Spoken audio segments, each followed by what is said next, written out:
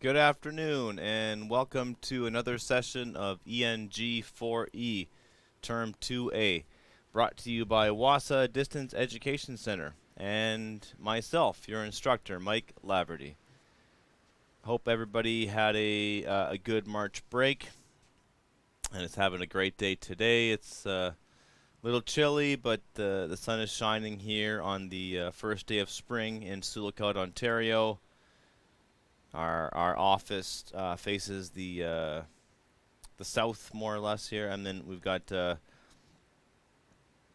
south-facing window, lots of sun shining in. So yeah, hope everybody's doing well out there and are able to get themselves back on track here on a Monday. So yeah, today's date is Monday, March the 20th, 2023, and this is class 20 of ENG4E. So that's grade 12 workplace English.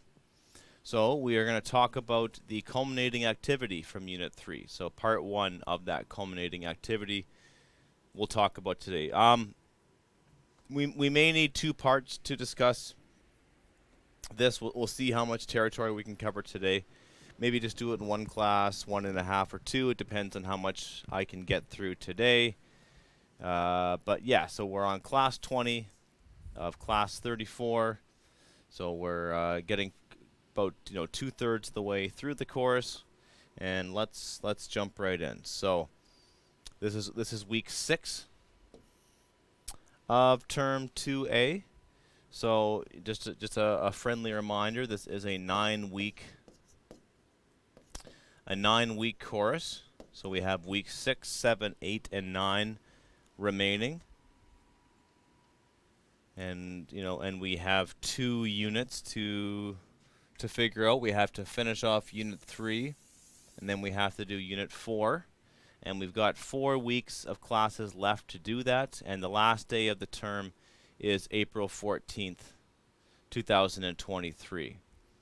So it's getting to the point of the school year where you need to start thinking about, finishing off term 2A, registering for any classes you want to take next term, term 2B, and just thinking about your journey towards graduating high school and getting your Ontario Secondary School Diploma, your OSSD. So so we're thinking about that and seeing how many courses. I guess the big question would be, how many courses do you have left?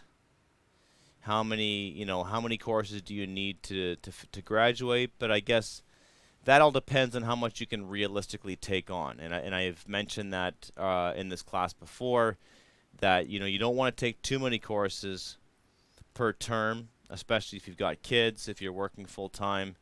So you've got about 4 weeks left in this course. In this term, there'll be 9 weeks in term 2B, so you're looking at about 13 weeks. So enough time to finish a course? Absolutely. Is it enough time to finish 2 courses? Maybe. But I don't think it's enough time for you to realistically complete 3 or 4, right? So you want to pace yourself and get the job done. And I'll put up some contact information, and I'll read it out as well. But now is the time for you to have a look at what you have left to do, and maybe reach out to somebody here at WASA and ask them some important questions on some timelines, and talk to one of our counselors here and to help guide you through your path to graduation. So we did Unit 1 and Unit 2 in weeks 1 and 2 and weeks 3 and 4. Weeks 4 and 5, we talked about Unit 3, and then we'll need at least 1 or 2 classes to talk about Unit 3. And then Unit 4 will be week 6 and 7, and then we'll probably have weeks 8 and 9 to talk about the final exam preparation. So as we get closer to that, to talking about the final exam, it's important to just kind of visualize how that's going to work out. So best case scenario, you'll have someone in your community proctor and invigilate your exam, which just means they're in the room with you and they just verify that you wrote the test and you followed all the rules um, required to finish off that test, to finish off that final exam. But just keep in mind that you do need to arrange that with someone who is usually the DEC in your community. And if you can't arrange that, if it just can't happen, then you'll write a course culminating activity, which is like a large activity that instead of writing it in 2 hours, you have, you know, a few days to complete it or a week. But either case scenario, like if you're writing the course culminating activity or if you're writing the final exam, the last couple of weeks in this course will be devoted to preparing you for those two big assignments. So we'll review the big ideas in this course, give you lots of times to practice it, and I won't show you the stuff that you're going to see in the final exam, but my intent here, my aim is to give you lots of practice, so when you finally see the final exam, you'll know what to do, and I will do my best to like keep it as close to the kind of readings you're going to get in the final exam. So what'll happen in the final exam is you'll be given a reading to do. You'll have to read it carefully, make some notes, answer some questions about it, cite it directly, and then produce some written responses that way. And then you'll be asked to produce some writing of your own. And that sort of mimics, not mimics, I guess, but kind of mirrors and copies what we've done in this course throughout, where you're taking turns by being a reader and being a writer. And of course, all writers have to be great readers, and you know, and they both complement each other, right? Being a better reader will help you produce writing of your own, and learning how to write will in turn will tell you will sort of inform the reading process, right? So it kind of works both ways. It's like if you're a painter, you know, studying the paintings of other painters is going to make you a better painter. But, you know, painting lots on your own is going to make you appreciate what other people have done, because it makes you appreciate the process, how to do it, and then that applies for pretty much any kind of like creative pursuit, whether it be dancing, singing, playing an instrument, any act where you're creating something. You know, you appreciate the work of other people, but it also helps you appreciate your own work and the amount of effort that takes to make something. So if you're listening to us on 91.9 FM, thanks for joining us. Just want to remind you, you can also listen on Bell ExpressVu channel 972, and you can phone in to the studio at 1-800-465-7144 or 1-807-737-4017 locally in Sioux, and you can phone in with a question, with a joke, with a story, with a comment, anything you want to add. Just please phone in to that line. We broadcast every Monday to Thursday from 2 to 2:50 p.m. Central Standard Time. You can also join the discussion on Zoom. So if you have Zoom on your computer, just fire Zoom up, or on a browser, go to zoom.us. You'll see a join button in the top right-hand corner. Once you join, it'll ask for a meeting ID. My meeting ID, it's the same for every class, is 417-6699-799. And so you can participate that way.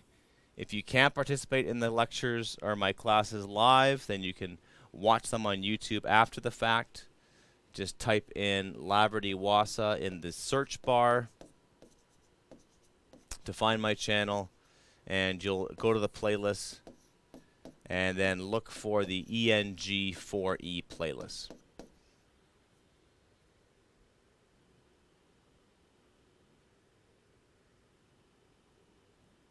Just a friendly reminder to submit your work in smaller groups, I think ideally like 5 to 10 assignments is good. If you want to submit lower than that, that's fine.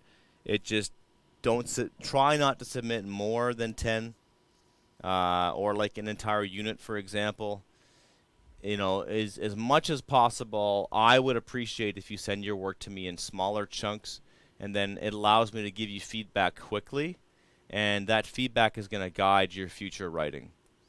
And please be sure to write down your name, your community, your course code, that's ENG4E, and the assignment information. So tell me if it's a textbook assignment or if it's, sorry, not a textbook assignment, but identify the key question, that kind of thing. Just give me as much information about it as possible.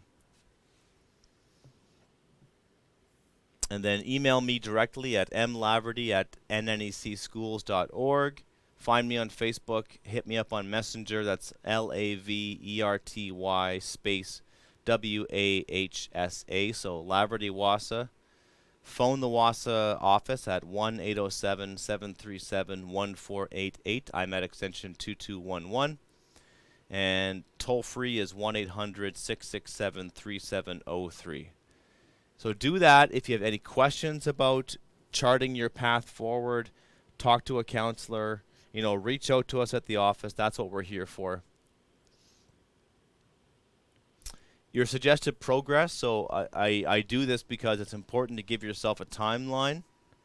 And what we're trying to avoid here is you handing in a whole bunch of stuff late in the term and not getting feedback on it. And, you want to pace yourself and get that work in to your instructors so they can grade it, give you some feedback, tell you the things you're doing right, and give you some things to work on to improve your reading, your writing, your other literacy skills. So this is my suggested progress to you. This is like the ideal. This is what you want to shoot for. So should have made contact with your teacher through email, messenger, or phone, read the study guides, units 1, 2, and 3, read the novel, Where the Rivers Meet, completed all the assignments in units 1 and 2, and started on the assignments in unit 3. So today's lesson, we'll have a look at a image of the day, at a Dilbert comic. We will introduce the culminating activity for this unit, the researching and analyzing forms. Your learning goals are to take notes on the required elements of the culminating activity, researching and analyzing forms, and to review the PIBOC, or the PAIBOC model. So we use it for analyzing text. So it's purpose, audience, information, benefits, objections, and context. And your success criteria, so you'll know you've been successful if you can write down a list of potential organizations you can consult to complete your culminating activity, and to take notes while watching a live demonstration, an online search for the required documents. So today we'll just introduce the activity, and then I will show you, like I'll do a live demonstration to see how we can find some of these documents, and then maybe do a little bit of that analysis, using that PIBOC, which is, or PABOC. But it's a bit of an awkward acronym, but it's the PAIBOC. So using that model for analyzing business documents. So I'm going to walk you through the steps on how you can complete this culminating activity. And, the culminating activities are large assignments that are worth anywhere from, say, 50 to 85 marks, and they are a big chunk of your grade in this course. And it's important because the larger assignments, like the culminating activity, you have to focus more, you have to plan them out more. They require you to do some research, and so it's important to take the time that's necessary to complete those assignments.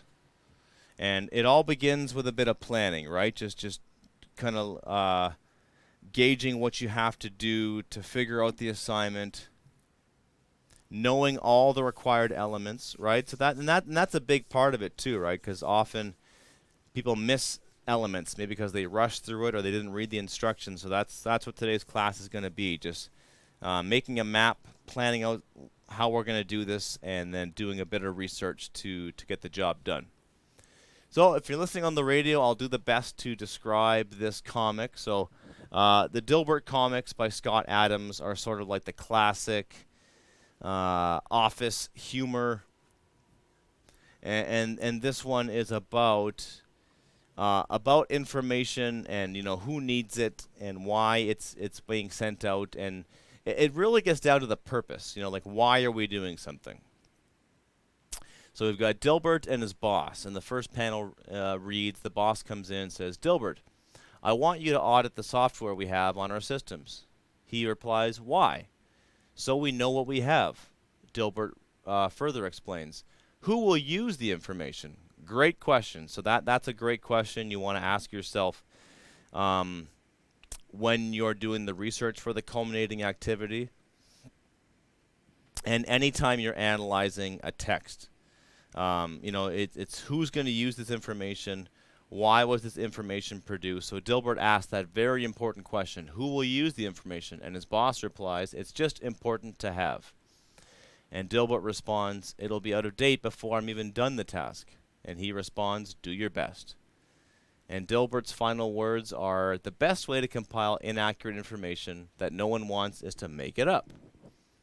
And the final panel reads, the boss is talking to his little pet. He says, "I hope no one ever comes in here to learn our best practices." So the Dilbert comics are sort of poking fun at like office culture, and it sort of like pokes fun at how sometimes people can be engaged in like meaningless tasks and just doing things for the sake of doing them.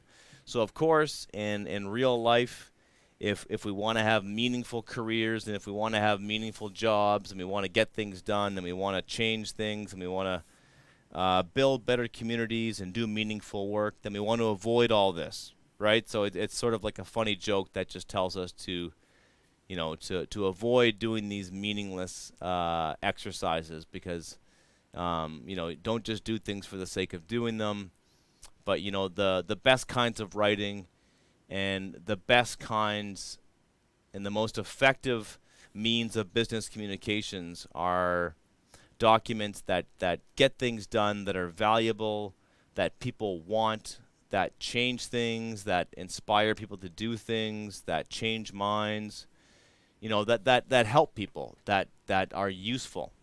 So that's really what we're going to talk about today, is how are certain documents useful, how are they used in the workforce, what purpose do they have, what audience do they have, what kind of information do they contain. So let's jump right in and talk about the culminating activity, researching and analyzing forms. So this is the wording that's listed in your handout. So I know that you can go out there and read that on your own, but I just want to carefully go over all the requirements and know that you don't miss anything, and we put everything in its proper context. So as you have seen in this unit, being able to produce forms of communication for use in the workplace is important. You have had the opportunity to create some samples of the various forms, including letter, memo, email, and report. With this culminating activity, you are going to shift gears, so to speak, and be given the opportunity to do a little research and analysis. So, as I mentioned, in ENG4E, you are often going back and forth between two roles, the reader and the writer. So you're the consumer of content, and then you're the person who writes content. And I think that's really important, especially in 2023, where, we're constantly being flooded with information, and, we live in the information age. But, I think it's truly important to just, to just think about yourself as someone who does take in a lot of information, but you're not just this, like, passive thing that just like reads things and accepts them. you're looking at information critically. And that's what it means to analyze something, right? Is to really break it down and to be critical of it and to ask, like where it came from, what purpose does it have, that kind of thing. And then to know that along with consuming information, you are the creator of information too, right? You have a lot to say. But for this assignment, you are analyzing things that other people have written and putting those things into their proper context. So you are to find samples of the following communication forms and analyze these using the PIBOC model. So it's an acronym, PAIBOC, that stands for purpose, audience, information, benefits, objections, context. So PAIBOC. And so it's good to break down each one of those. So the purpose is an intended result. It answers the question of why. Why was this document made? If we think back to that Dilbert comic, Dilbert asked the great question, who will use the information? So that's the question you want to ask yourself when you look at a document. Who will use this information? And that'll kind of help you determine the audience, right? So, why was it written? What will it achieve? What is this thing supposed to do? That's a document's purpose.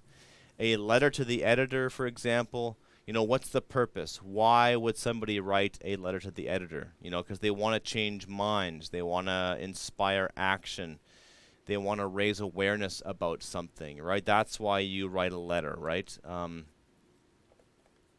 If somebody went to a store and got treated terribly and they wrote an email to the manager, what's their purpose? What are they trying to achieve? What are they trying to get out of it?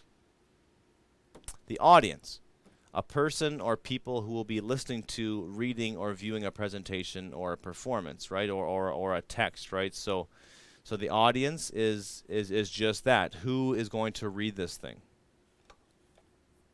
Specifically, right? Because the audience could be technically anyone who can read, right? But when you create something and you want it to be meaningful, you should have that audience in mind. So who is the audience of this specific document? Information. Facts, knowledge obtained from investigation, study, or instruction. So the information is like the content. So what's in the document. It's also like how it's sort of like how it's written, how it's organized. So it's the information that's in it, but it's also how the information is presented. Okay, the benefits, things which are helpful, favorable, or profitable. So the benefits of the document. These are like the positive aspects of it that you can point to. Objections, feelings of disapproval or opposition. And this is like the kind of information you find in the document. So basically like positive and negative, right? So if it's a letter of complaint, you're going to find lots of objections. If it's a letter that's promoting a new service or like an advertisement that's promoting a product, you'll find lots of benefits in it. Context is the timing and circumstances in which an event occurs. So like when the letter was written. So today we're going to be looking at letters and memos. So when the document was published, where it was published, how it was published, who it was shared with, so that kind of thing, right? So we have different tools for analyzing these texts, different kind of categories, different ways we can look at information. So all items that you send with me for marking purposes will be returned to you. And so here's a really important thing for you to take note of.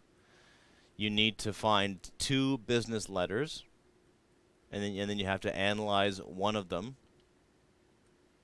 You need to find 2 memos, and then analyze one of those memos. And then you need to find 1 instructional manual, and then you'll analyze that manual and sort of give it its context. So it's 5 documents in total. You will send me 2 business letters, 2 memos, and 1 instruction manual, right? So you'll need to scan them, take a photograph of them with your phone, send them to Messenger, say PDF files. You can also do Google Docs. So a lot of my students are using Google Docs to send work to me back and forth. But in any case, you have to find these documents and then send them to me. So those 5 documents in total. The followings are so on the next slide. I will show some suggested places you could check for your samples. You may need to speak with staff in a certain location to obtain a sample of the communication forms with their permission.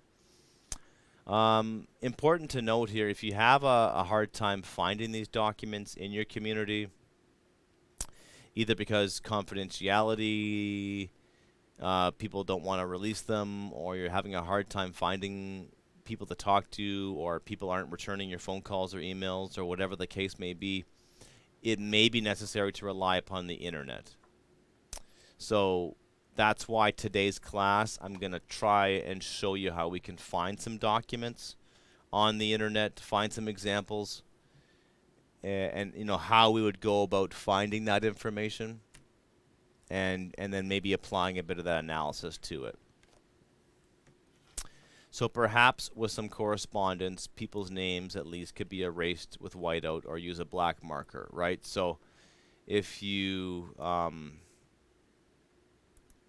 if you do find, if the organization doesn't want you to share the letter, then you can always kind of black out the names involved. But I think best case scenario, you're finding a document that can be shared. So you might think about a nursing station, talking to your learning center, for example, your local school, your band office, a store in your community, the airport if there is one. You may find something at home or any other place that employs people in your community, or you may find some stuff online, which is what we'll do today. So note, you are to obtain your samples from at least 2 different sources as listed above. So you need 2 different sources for your 5 documents. You are welcome to search in textbooks and other resources. You are to submit all 5 copies of communication forms along with your 2 analyses for marking. Each analysis will be in paragraph format consisting of at least 6 sentences. Although it is recommended that you write the first draft rough copy of each analysis, you only need to submit a final copy of each one. So keep that in mind. I don't need to see your rough copy, but I highly recommend that you do a rough copy for any large, well, not large, but any longer writing assignment. It's really important to do some form of a rough or an initial draft and then improve upon that draft. And I've often found that to be the most enjoyable part of the writing process is what they like to call punching up. So in Hollywood or in the screenwriting world, they call it punching up a script, right? And it's when you put the basic ideas of a story down or any kind of writing, and then you punch it up, you make it better. So I find that to be a really satisfying part.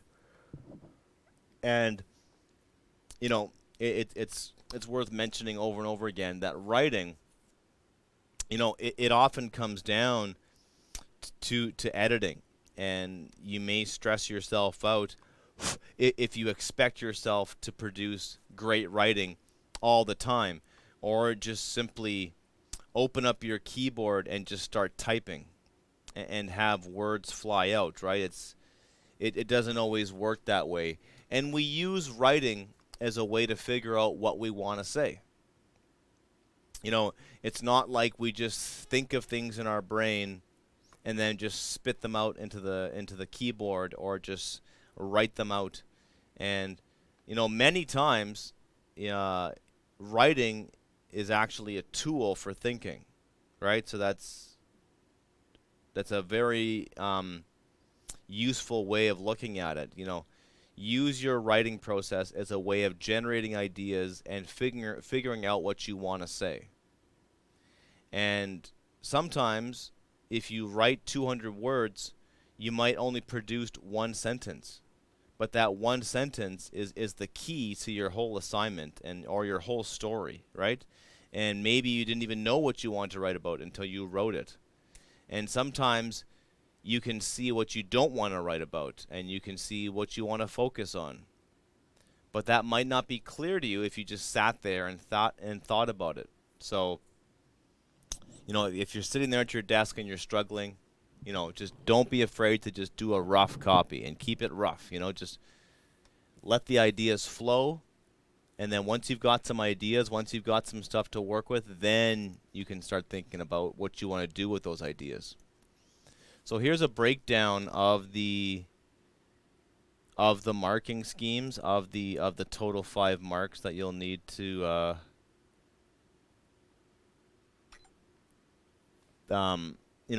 complete this assignment. So finally, you are to send your teacher a brief email message to let him know that you're working on this culminating activity. And you are to leave a brief voicemail message for your teacher with the same information, right? Um, so that's it. So you're phoning me at work and you're leaving me a voicemail. If you phone me and I pick up the phone, then of course that'd be a great opportunity just to say hi and check in with you. But then you can phone back and I'll let it go to voicemail, and then you leave a voicemail with the same information, right? So you email me to let me know you're working on the assignment, and then you leave a brief voicemail message as well, letting me know that you're working on the assignment and just kind of briefly summarize your what you found. So maybe in tomorrow's class we can talk about that, what the email message would look like, and maybe just give a sample of voicemail message, what that voicemail message might sound like. So we can do that tomorrow. But today we're gonna focus on finding these sources.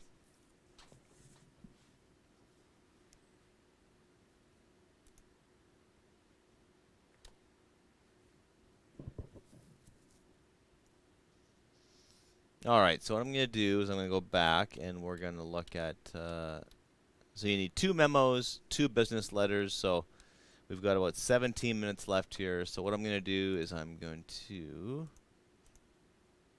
share my Google screen. Make sure I've got that figured out. Okay. So one key tactic you might want to employ here is I'm going to type in the word memo and then go to Sioux Lookout. So I'm typing in memo, Sioux Lookout in a Google search. Gonna hit enter and see what comes my way. So you may want to do that. Just type in the word memo space and then your community and just sort of see what comes up. So I've got a memo from the Sioux Lookout First Nations Health Authority, otherwise known as SLFNA. I've got a memo from Tikanagan, pandemic measures updated. We've got a SLAM bus memo, public health memo. Okay, so if we look at this first one, so we've got nancovid.ca.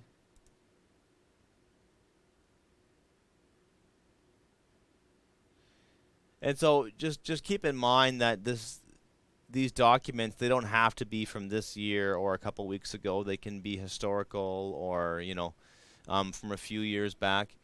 This one is it's written by, it came from the Sioux Lookout First Nations Health Authority, but it's published on the Anishinaabe Aski Nation website. And so it reads, remember the memo format, it's got a title, so memo, Sioux Lookout First Nations Health Authority. June 23rd, 2020 is when it was published, or written and distributed. 2, Sioux Lookout Area Chiefs and Health Directors from Dr. John Guilfoyle. He was the public health physician for Slifna. Sent on June 22nd, 2020. The subject is positive cases of COVID-19 among Sioux Lookout Maniawan Health Center staff. And it reads, the Sioux Lookout First Nations Health Authority, SLFNA, has been notified of several COVID-19 cases among the Sioux Lookout Maniawan Health Center staff. Testing was done as part of surveillance in light of the recent uptick in positive cases in our communities. From 147 swabs, 6 are positive. This is a relatively small number, but this cluster is concerning that there is more viral activity that we might have appreciated. This has obvious implications for individuals and communities, as Sioux Lookout is a health hub for most communities within the SLFNA catchment. SLFNA is working directly with SLMHC, that's the health center, and the Northwestern Health Unit, and has responded immediately to put all proper measures in place to protect patients, health caregivers, and the public.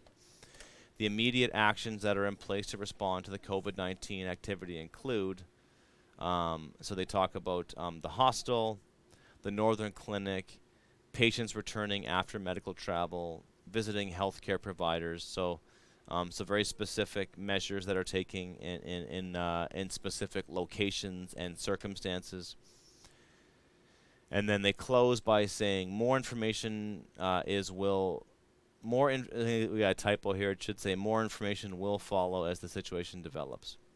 If you have any questions about how to best protect the health of your community, please do not hesitate to contact the following: Emily Patterson, Director of Approaches to Community Wellbeing, or Dr. John Guilfoyle. The CC, so people who were included on the memo are James Morris, Executive Director of SLFNA, SLFNA Board of Directors, SLFNA's Chiefs Committee on Health, Community Health Directors and Physicians, Sioux Lookout Area Tribal Councils, and the Anishinaabe Aski Nation. So that kind of tells you why they were included on this memorandum of this memo. That's why the Anishinaabe Aski Nation was included. So what we can do is we can open up a Word document. So, if I want to use this memo, and keeping in mind that you are doing this is the PyBoc model, so you may want to have that up at the top of the screen, and you can create like a little template for yourself. And you want to generate some notes here, right? So you may not use all of these criteria.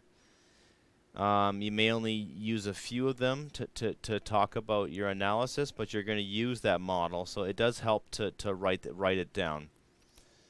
So we're going to talk about the purpose of the document. We're going to talk about the audience of the document. We will talk about the information in the document. We will talk about the benefits, objections, and the context. And for each one of these, you're just going to jot down some notes. So if I go back into my slide deck here, so you are finding the document. And then once you find the document, then you need to apply that analysis to it, right? And each analysis will be in a paragraph format consisting of at least 6 sentences, right? So I need to write my 6 sentences. So again, I don't need to use all 6 criteria of this model. I'm just going to talk about the ones that are the most important. So let's see. So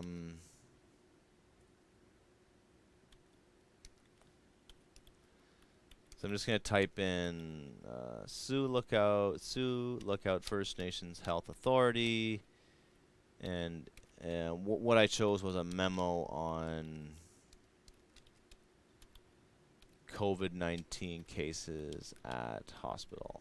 That's just some rough notes to myself, so I could change that later. So, and you can start by filling in the easiest things to fill in. So if we go back and we look at our audience, so that's easy. So this was sent to, it was to the Sioux Lookout area chiefs and health directors.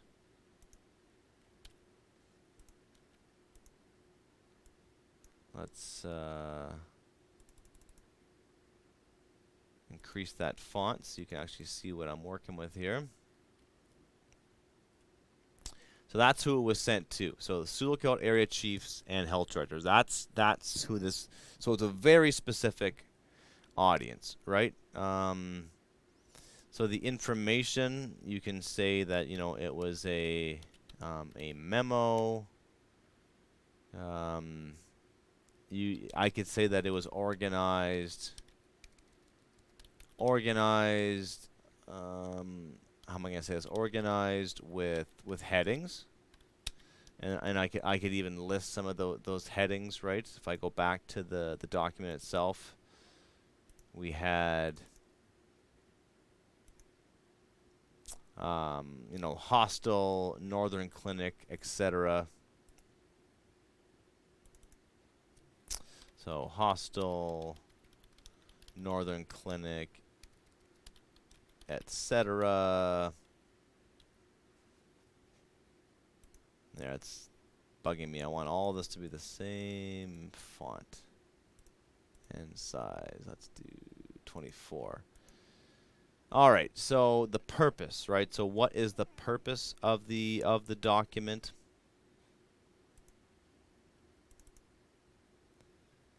And that, so the subject of a memo tells you, what it's about, and that gives you hints. So the purpose would be, why was the document sent?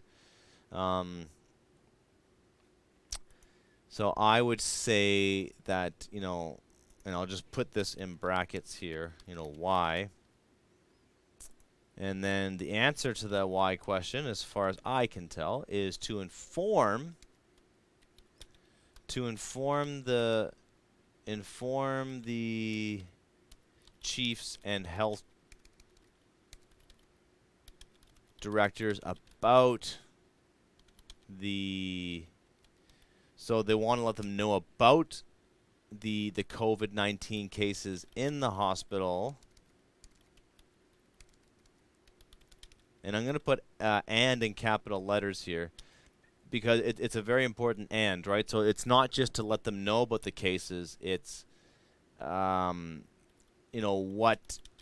is being done to address this issue or problem, right?